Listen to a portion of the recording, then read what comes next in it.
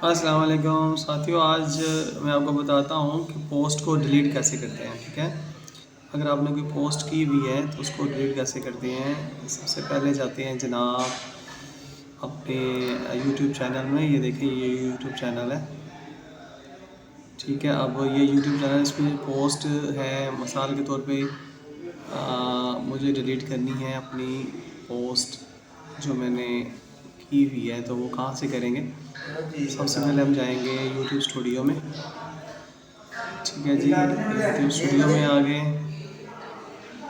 और उसके बाद हम जाएंगे अपना पोस्ट में। ये वीडियोस आ गई।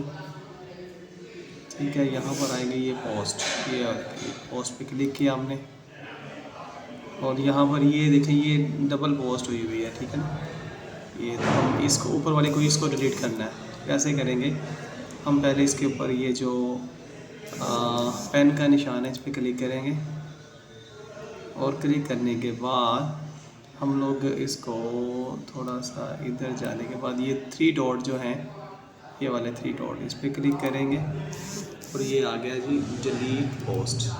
ठीक है, इसको हम डिलीट कर देंगे अंडरस्टैंड करके। ये हमारी पोस्ट डिलीट हो गई। Very simple. ठीक है जी।